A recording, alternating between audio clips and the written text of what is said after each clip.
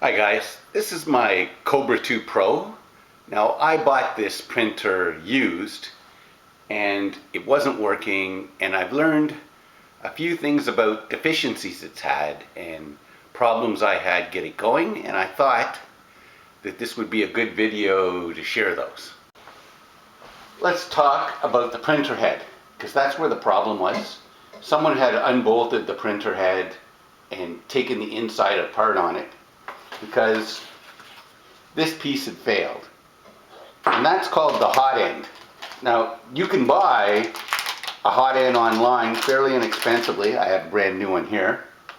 And it will come with additional silicone rubbers. It will come with nozzles. And I'm going to show a picture of that hot end right now. My problem was I couldn't figure out how this all went together. There's only a few parts in this. There's a board that everything plugs into. There's a fan. There's a drive that pulls your filament wire through. And there's the hot end. In order to figure that out, I ended up buying a whole new printer head. Now, on AliExpress, I think I got it for $50 as a first-time buyer. They're not very expensive at all. I disassembled it, and that allowed me to assemble this one correctly. The next thing you need are socket head screws. I'll leave a picture of those. These are just from Amazon. Because I was short screws in the back, parts had been lost. I didn't pay very much for this printer. Once I got this assembled, I ended up realizing that there's a feeder problem. And in here is the sensor switch for filament. It's sucked in through here, but there's a sensor here, and this is only held together with one bolt. I'll show a picture of that now. I ended up going online and realizing that feeding problems are, well known for this machine, and I paid $2 for this printer file, and it's specifically for the Kobra2 Pro. I think it works on other Kobra2s, and it has basically cured my problem. So I'm going to leave a picture of this file here with a link. The only thing between this piece, which holds the filament sensor in place, and the printer head is this I think it's PTFE with these connectors. Now that stuff is very inexpensive, and I'm going to leave a picture of that here. I'm going to show you another problem I've run into, is these spools want to go sideways like this. And this piece tips down. So this is actually not a good design. And many people have mounted their spools up on top of the printer. The problem I have with that is this is plastic, and I don't believe it's designed for it. So the problem you can have is you can get a shake into this or weaken it, and then your printing will sort of lay over, and I'm afraid in the long term that could be harming the machine. The way I cured that is I paid for another file, and I'll leave a link to it. And I printed this little support, and it goes right in the side here and cures that problem. To stop your prints from failing is you have to make sure you run the leveling program that's in the computer. When you change the spool, run the leveling program and print a test pattern. And I have a little video on how to do that. The first thing you should do is clean this plate before you print, because you want good adhesion of your part. Now, I've tried cleaning it with water. I've tried cleaning it with alcohol. Alcohol works a bit, but I still had some problems. I've been cleaning it with bathroom cleaner. Now, this one doesn't have any bleach in it. I'm not suggesting that you do this, because I don't know what kind of gas it gives off when it's heated. But I don't can't imagine it's any worse than the smell from the filament melting. So considering I'm not going to stick my nose in there when it's running, I feel pretty safe doing it. And most of the time I'm going to print in an open space in my garage. So I don't suggest you do this. This is just what I do.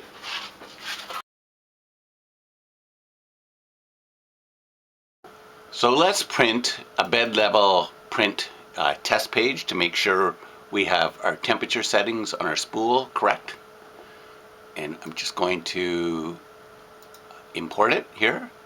And I know it's on my desktop, and I know it's in 3D projects because I keep it there. And it says bed level pattern.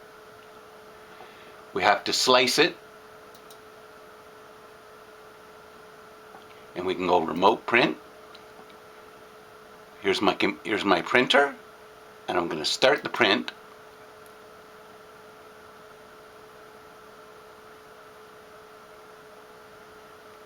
Now I can turn my camera on.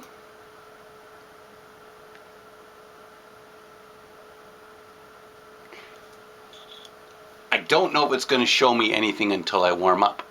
Now I'm going to set my nozzle temperature here to 230 because that's what's on the side of it.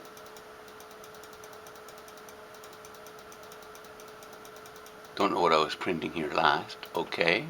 I'm going to set my bed level temp to 60.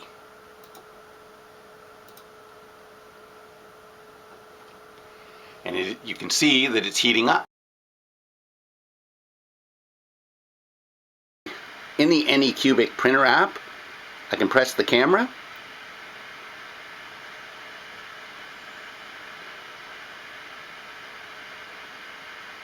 It says it's loading. I wouldn't say it's. And now on my network, I can watch the printer, which means I can be outside cutting the grass. And really what I'm looking for is if something goes wrong. Now here's a shot of the test page, and you can see the light from the camera. Now it's much easier to see things printing if they're in a lighter color filament. A lot's been made of you needing scrapers and everything to get your print off. This is a fresh print. It's really nice. The easiest way, and don't tell my wife I'm doing this.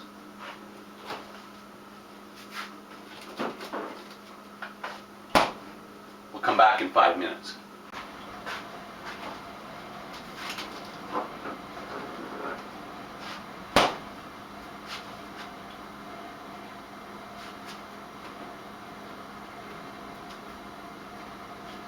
Works perfectly.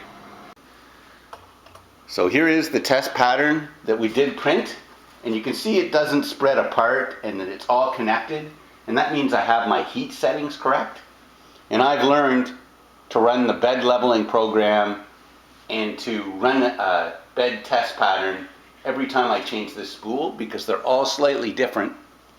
And if you have failed prints, let it be known that these spools can go bad, and no matter what you do, your prints won't turn out. So the first thing we're going to do that didn't help us with the printing but was for ease of use, so I didn't have to watch the printer print, is I added the camera. Now this is the Anycube mount that I printed. There are many other ones out there.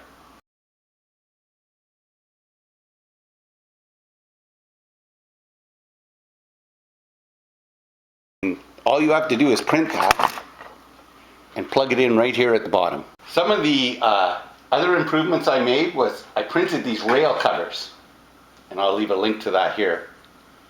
And they cover these channels because these things, when they're heating up, drain plastic out of them, and this basically means you can vacuum or clean it up and it doesn't get caught in all the grooves. The other thing I did was I took the rail cover for this side, and I did have it in there and it worked well. I took a program called Tinkercad, which my granddaughter, was in grade 7 when she learned it, showed me. And I took that rail cover and I was able to put a slot in it so my arm didn't move around. And then I was able to add a block on top of it with 2 bolts through it, and that basically takes this wire so that it's not lining flat and getting caught in the spool. So I made that, and if I can do it, anybody can, and that really does seem to help.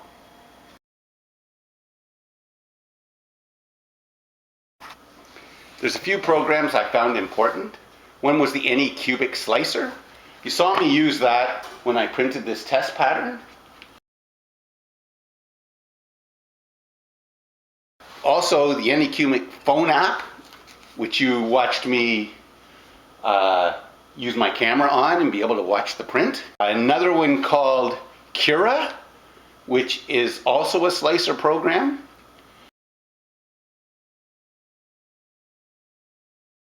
And one called Spin 3D Mesh. I use all these. Spin 3D Mesh allows me to move the program types from 3MF, which is what this printer likes to print in, to STL, which is what a lot of programs that are not specifically designed for this printer come in.